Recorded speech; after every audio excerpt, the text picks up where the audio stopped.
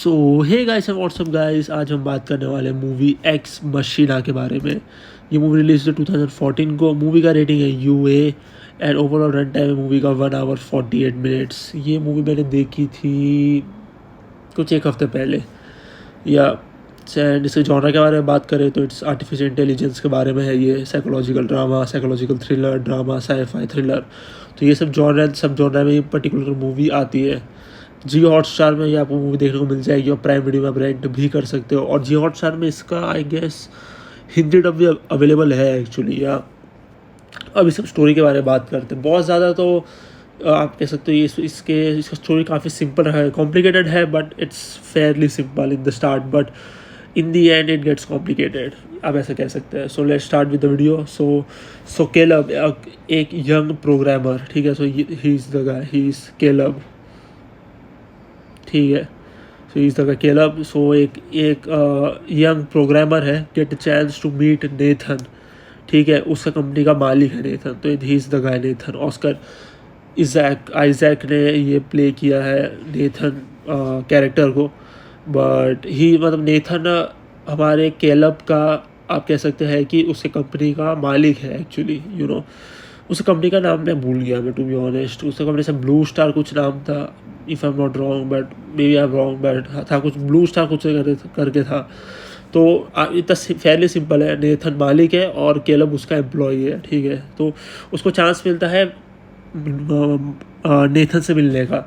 तो नेथन ने केलब को एक ऑफ़र दिया है to spend a week with him and learn stuff from him related to AI and help Nathan with some stuff, ठीक है। तो ये था पूरा ओवरऑल प्लान नेथन का, कि नेथन ने केलब को मतलब क्या ऑफ़र दिया। तो उससे ये एक ऑफ़र दिया कि तू मेरे साथ एक हफ्ता रहे, ठीक है, सब तेरा बंदोबस्त मैं कर दूंगा, तू बस आ इधर, तू मेरे चीज़ें सीख एआई के बारे में और थोड़ा मुझे हेल्प भी कर मेरे थोड़े चीज़ों से रिलेटेड, जो उसका जो भी इसके मतलब रिलेटेड, जो एआई से रिलेटेड है वो सब।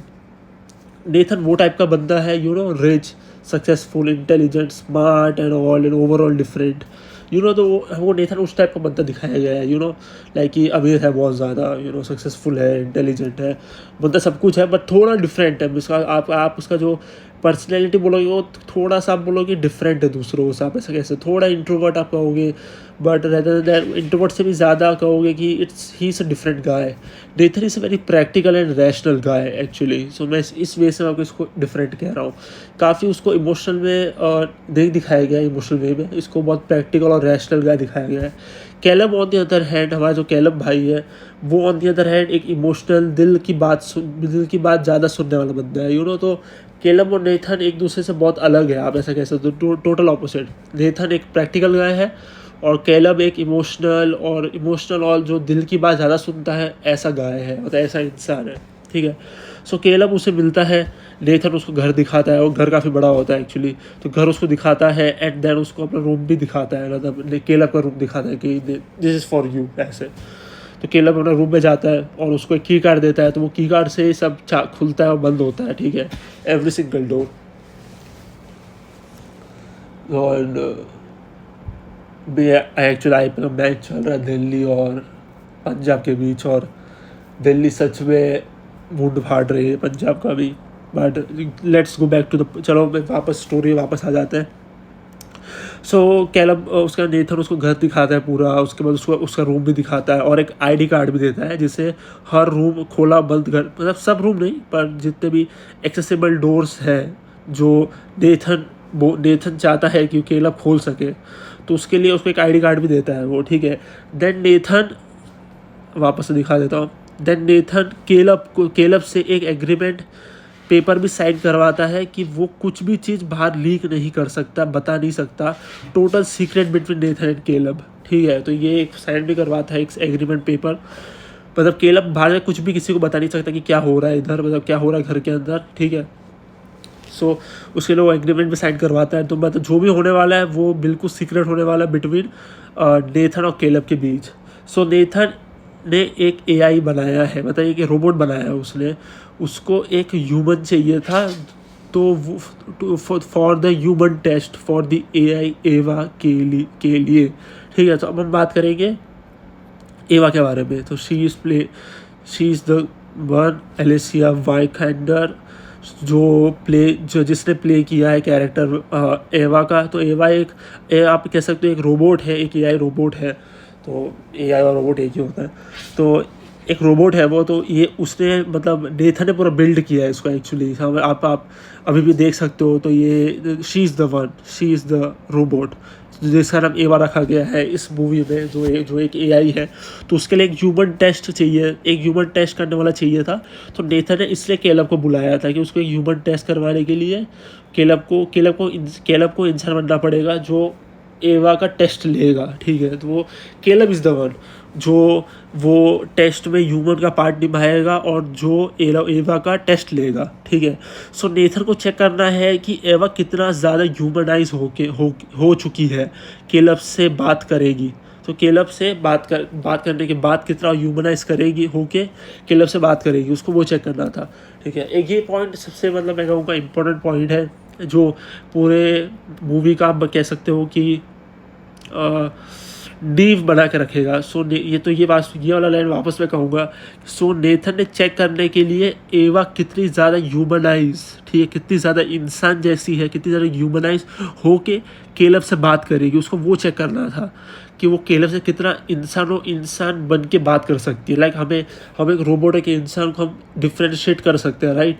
पर नेथन को चाहिए कि उसकी जो रोबोट है एवा, वो कितने ज़्यादा इंसान बन के बात कर सकती है। इंसान मतलब ह्यूमनाइज होकर बात कर सकती है। जब कैलब एवा से पहली बार मिलता है तभी वो इम्प्रेस हो जाता है फ्रॉम एवा। ठीक है, एवा की बात करने का तरीका वो सब बहुत ज़्यादा ही ह्यूमन वे था, बहुत इंसान ऐसा था कि इंसान जैसी है। ठीक है, कैलब धीरे धीरे एवा से ऑब्सेस्ड हो रहा है क्योंकि एवा इतनी एडवांस रोबोट है। अब कैलब को धीरे धीरे नेथन की अब उसके बाद जो हमारे नेक्स्ट सीन्स है उसमें धीरे धीरे हमें पता चलता है कि कैलब को धीरे धीरे नेथन की असली पर्सनैलिटी उसको ऑड लगने लगी है, और मतलब ऑड पर्सनैलिटी दिख रही है उसको नेथन की। ये दैट्स क्रेजी। सो या बैक टू द पॉइंट। मैं पता नहीं फालतू का वापस मैं इसे लग रहा हूँ, but back to the point. ठीक है, सो अब बात करेंगे तो उसके नेक्स्ट सीन की वजह से बहुत सारे सीने से जाते हैं, मतलब मूवी आगे बढ़ती है। तो कैलब को धीरे धीरे नेथन की पर्सनैलिटी उसको ऑड लगने लगती है। ठीक है, like Nathan is actually odd and different. मतलब आप ऐसे मूवी देखोगे तो पता चल जाएगा आपको Nathan is a very odd and different guy. But Nathan एक मिस्टीरियस गाय भी है, वो बहुत कुछ छुपा रहा है फ्रॉम कैलब। ठीक है, और कैलब को भी आप कह सकते हो वो नेथन का धीरे धीरे पर्सनैलिटी समझ में आ रहा है कि नेथन कैसा इंसान है। लाइक कि जैसे फर्स्ट डे था, ऐसे आप कह सकते हो जो दूसरे तीसरे दिन नेथन का असली रूप बाहर आ रहा था, आप ऐसा कह सकते हो। ठीक है, एवा जो अब नेक्स्ट सीन के बारे में बात करते हैं, मतलब मूवी के आगे बढ़ते हैं। एवा जो एडवांस इंटेलिजेंस है is not the way she is actually yes. तो ये भी बहुत इंपॉर्टेंट पॉइंट है मूवी के बारे में, बट ये स्पॉइलर नहीं है। बट मैं आपको सिर्फ एक हिंट दे रहा हूँ, एक छोटा सा हिंट दे रहा हूँ कि एवा जो एक एडवांस इंटेलिजेंस है is not the way she is actually. So don't trust her, ऐसा व्यूवर मैं कहूँगा, डोंट ट्रस्ट हर कि वो एक it's tough to talk without spoilers, but इतना मैं कह सकता हूँ कि don't trust her, that's all. लेकिन आप एवा को ट्रस्ट मत करना एज अ व्यूअर। ठीक है, आप समझ जाओगे मैं क्या बोलना चाहता हूँ। इस मूवी में हमें dark side of artificial intelligence भी दिखाया गया है। इसमें एक ही सीधा कैरेक्टर है, वो है कैलब, जो सीधा सा, मैंने बोला था ना, सीधा साधा कैरेक्टर जो दिल की बात ज़्यादा सुनता है, ऐसा जो प्रैक्टिकल इतना नहीं है। तो कैलब भी वो सीधा साधा गाय है एक्चुअली। एवा एंड नेथन दोनों ही बातें बनते कुछ और है और सच में होते कुछ और है। ऐसे दोनों ऐसे है, मतलब कैरेक्टर हमारे एवा और नेथन, जो बनते कुछ और है पर सच में होते कुछ और है, जैसे आपको समझ में आ ही रहा होगा। अब हम बात करेंगे स्टोरी के मूवी के और पार्ट्स के बारे में। स्टोरी का सिनेमेटोग्राफी काफ़ी अच्छा है, प्रीटी हाईटेक ही, और यू कैन से ऐसे भी बिल्कुल भी बहुत एडवांस, ऐसा बहुत हाईटेक वर्जन लगता है देखने में। तो सिनेमेटोग्राफी काफ़ी अच्छी है इस मूवी की। एक्टिंग तीनों की, कैलब, नेथन, एवा की काफ़ी बढ़िया है, मुझे पसंद आई। मुझे ओवरऑल तो एक्टिंग सबकी पसंद आई। तो हमारे जो तीन मेन कैरेक्टर्स हैं, कैलब, नेथन और एवा, तीनों की एक्टिंग काफ़ी अच्छी है। मूवी स्लो पेस्ड है ओवरऑल। स्टोरी स्टार्ट नॉर्मली होती है बट बीच में थोड़ी सी कॉम्प्लिकेटेड हो जाती है, बट स्टोरी में मिस्टीरियस एंड थ्रिलर एलिमेंट डाला गया है एंड मिस्टीरियस थ्रिलर धीरे धीरे स्टोरी मिक्सअप होती है जो काफ़ी अच्छा ब्लेंड हो जाता है स्टोरी के साथ। यस, तो ओवरऑल ये मूवी के अंदर मिस्टीरियस थ्रिलर एलिमेंट भी है जो धीरे धीरे मूवी के स्टोरी में ब्लेंड होते जाती है, मिक्स होती जाती है, जो काफ़ी देखने में मज़ा आता है और जो स्टोरी में ओवरऑल फिट भी बहुत बैठता है। विदाउट स्पॉयलर्स बात करना थोड़ा टफ है एज यू नो, पर तो भी हम एंडिंग के बारे में बात करेंगे without any spoilers. So the ending is a true ending by the way. जैसे आपको पता है, जैसे मैंने बताया है, ऐसे 3 टाइप की एंडिंग होती है। एक होता है गुड एंडिंग, एक बैड एंडिंग और एक ट्रू एंडिंग। तो इस मूवी में एक्चुअली ट्रू एंडिंग है। तो ट्रू एंडिंग होता है कि आप देख लो, आप समझ जाओगे, मैं ऐसा नहीं कहना चाहता हूँ। डैम, वाओ, 3 बॉल में 3 छक्के भाई साहब, 4 बॉल में 4 चौका, sorry. Okay, let's back to the point. मैं वापस पैसे लगा था। Well, let's back to the point.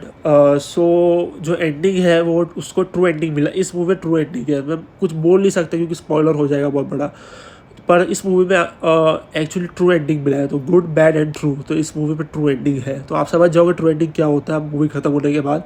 जैसे आपको पता है 3 टाइप की एंडिंग होती है, गुड बैड एंड ट्रू, ठीक है, जैसे मैंने लिखा भी है, पॉइंट भी बनाया है। सो इस मूवी में ट्रू एंडिंग है with a plot twist that works really well.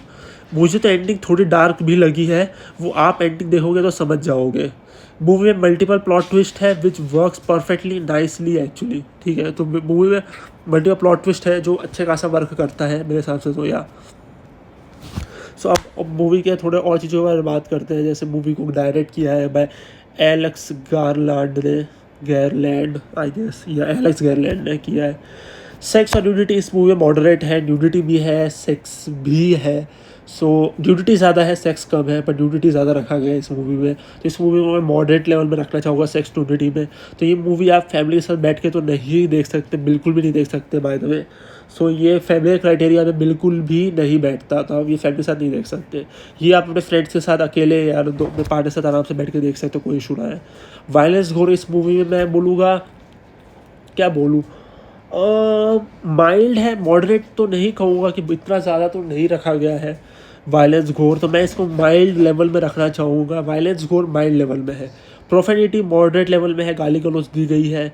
Alcohol drugs smoking का भी यूज़ किया गया है, मेनली एल्कोहल, तो वो भी मॉडरेट लेवल में। But who gives a fuck about that criteria, मुझे पता नहीं, मैं तभी बोलता हूँ क्राइटेरिया के बारे में। फ्राइटनिंग और इंटेंस सीन्स भी इस मूवी में मैं कहूँगा कि माइल्डली है, मॉडरेट लेवल भी नहीं है, इतना ज़्यादा फ्राइटिंग इंटेंस सीन्स नहीं है इस मूवी में। तो मैं कहूँगा कि इसमें माइल्ड लेवल में फ्राइटिंग इंटेंस सीन्स है। By the way, it's Oscar winning movie for best achievement in visual effects, और दैट्स ट्रू है। इसका विजुअल इफेक्ट काफ़ी अच्छा है इस मूवी का बाय द वे। या अब मैं इसको रेट करूँगा, तो मैं इस मूवी को रेट करना चाहूँगा 7 आउट ऑफ 10। या गुड मूवी, ठीक है, मुझे पसंद आई। ऐसा आपको भी ऐसे हाई टेक फ्यूचरिस्टिक मूवी पसंद हो, तो आपको शायद साइफाई मूवी पसंद हो ऐसे नॉर्मली, तो आपको ये मूवी पसंद आएगी ज़रूर। एंड उसका जो ओवरऑल स्टोरी है वो भी काफ़ी अच्छा है, कॉम्प्लिकेटेड है, देखने में मज़ा आता है। So that is overall video guys.